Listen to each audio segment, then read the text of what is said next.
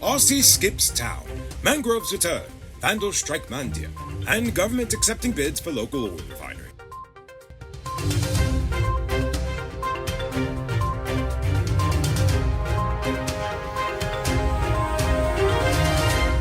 I am Enrico Bulford, and this is Uncut News. Do you see news happening? Send us a tip on WhatsApp at 592-659-6151. R.C. Rogers has left the country, even though he's likely to be charged for the on-camera public assault of a woman at Bath Settlement in Belize. Despite the fact that he is currently out on bail, Rogers was spotted in Queens, New York, attending and providing commentary at a Guyanese organized Diwali celebration on Saturday night. There is so far no word from the police force regarding the matter. Private river pilots will no longer be allowed to captain any marine vessel through the Demerara Harbor Bridge if a pilot attached to the Maritime Administration Department is not on board.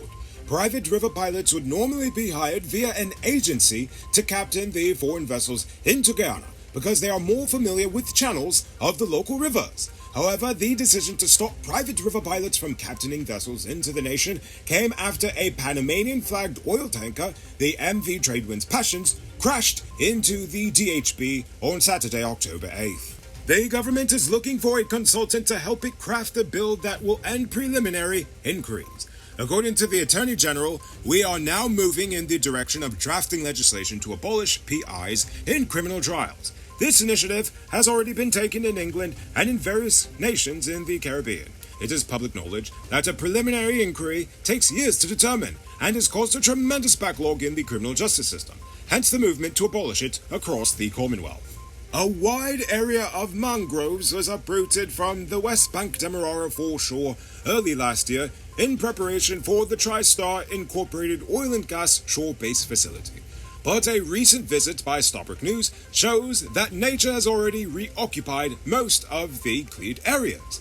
It was observed that the yards where materials were stored have also been taken over by vegetation, and the materials have remained in the same position they were originally placed, a sign that infrastructural activity has been dormant for nearly a year. Health Minister Dr. Frank Anthony says that the government is moving closer to establishing an eye bank. Anthony explained that corneal transplants have been conducted at the Georgetown Public Hospital for years. With an eye bank, corneas can be donated and will be readily available for patients in need.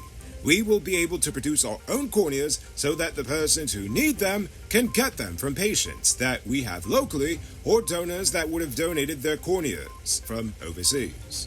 A Mandir in Potentia on the west bank of Demerara was vandalized by an unknown number of assailants last Saturday evening. The following morning, the members of the Mandir found the altar ransacked and burned. The police currently have no suspects in custody, but this is under investigation. 3 women ages 18, 20, and 21 are accused of having robbed a construction worker of $100,000 following a late-night drunken skinny dip on the east bank of Demerara near Suzdijk. According to the police, the victim and the suspects were known to each other. It might not be robbery season, but the streets are still mean. That's why you need to get security for your home and business through Sheriff Security Service. Sheriff Security offers well-trained guards, armed and unarmed patrol, marine patrol, canine services. These people even have drones. Why? Because your security is their highest priority. You've seen the rest, now hire the best. Hire Sheriff Security Service today. Now it's time to tell you about Best Buy's Car of the Week. Currently on sale is this 2016 Toyota Crown Athlete. It comes with Bluetooth, mag rims, new tires, TV, CD, stereo, fog lamps, back camera, and much, much more. Buy cash for $9.95 million. All pay as low as $1.99 million down, with around $170,000 monthly for 5 years, and it is yours. Call or WhatsApp 662-0844 for more info. Visit the showrooms at Lot 171 Peter Street, Queenstown, Lot 2 Lamashi, and tell them you sent you for this sweet deal. An unidentified man was found dead on the pavement close to Royal Castle at the Starbrook bus park on Sunday morning. The discovery was made just after 6 a.m. While details on the incident remain sketchy, we're told that no marks of violence were seen on the man's body. On Sunday, CNOOC seized some 78 pounds of marijuana during an operation in Number 76 Village Housing Scheme Quarantine Belize. The officers discovered 3 parcels of marijuana whilst proceeding to the backlands of the village. No arrests were made. On Sunday, GPL announced that it is seeking contractors to supply 50 megawatts of heavy fuel oil-generated power to the national grid.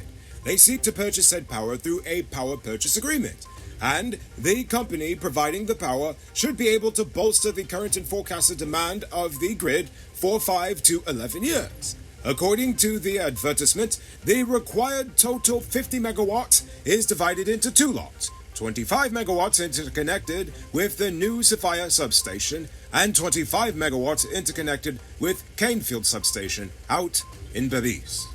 On a related note, upgrades to the GPL grid that will be necessary for energy from the gas-to-shore project to be integrated into the Demerara-Berbice interconnected system will be completed by 2024, according to ExxonMobil's gas-to-shore manager, Friedrich Crispin.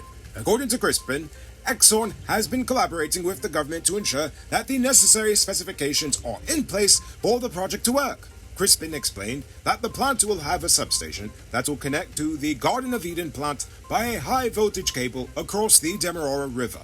Now for today's oil update. The Ministry of Natural Resources has invited proposals for the private construction of a 30,000 barrel per day oil refinery at Crab Island, East Berbice Quarantine.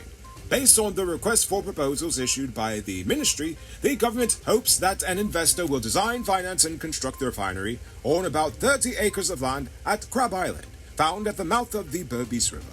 The land will be provided by the government, and the government will also supply oil from Guyana's share of profit oil and generous fiscal incentives, whatever that means, for the project, including a 10-year tax holiday. That too will also be provided amongst the generous fiscal incentives. Even though the government will provide so much support to the project, they did make it known that the project will be strictly financed and owned by the private sector.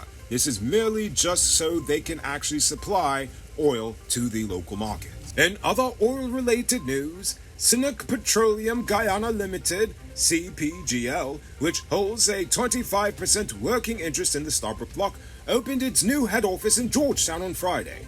The construction of the company was undertaken by China Road and Bridge Corporation and local design company Dean and Partners Chartered Architects. Attention truck owners, if you're not shopping at Powered Automotive, you're wasting your money. Powered Automotive has all the major parts for all models of DAF, Freightliner, Mach, International, and more. No need to knock your belly here. They have all the parts you need at prices you can afford. Visit them at Lot 491 EE Eccles or call or WhatsApp them on telephone number 697-0171. Save big on truck parts at Powered Automotive, the #1 heavy-duty truck parts store in Guyana. You can multiply your cash by selling Digicel Top-Up. This is a legit way you can earn some extra money at your business or to supplement your current hustle. Become a top offender quick and easy by linking with Cellular Plus. Call them on telephone number 685-3109 for more info. Now for our Uncut News Viewers Poll Question of the Day. Every day we pose a question about current events in Guyana, the region, the diaspora, and how you feel it relates to us. On Friday, I ask, how do you feel about the stronger ties we currently have with China? Troy DeWeaver says, Guyana will always be owned by the Chinese, no matter what. Oh, that's sad, but okay. Ian King says, having ties with China may not be a bad thing, if that tie is beneficial to the citizens of Guyana. But having China tying Guyana's hands or tying up Guyana is another story. Don't forget the controversy regarding the VP and the Chinese businessman. Indeed, I haven't forgotten. Some people may have forgotten, but I definitely haven't. And finally, Spartan Life says, Guyana best limit ties with China now before it's too late. Nobody can see the turmoil we'll be in when the US steps in and we're caught in the middle. Everyone looking out for their own except Guyana. I mean, that's one way to look at it. Very sad but pragmatic way of looking at it. Now for tonight's question. How do you feel about the government's decision to choose Crab Island in Berbice as the location of the new oil refinery? Do you think it's a good place to put it, or should they put it elsewhere? I want to hear from you. Think about that question. Tell us in the comments below. If your response is good enough, we just might feature it in our next episode. Anyway, that's all the time we have for tonight, and check us out tomorrow for another. Until then, I'm Rico Bulford saying good night, folks.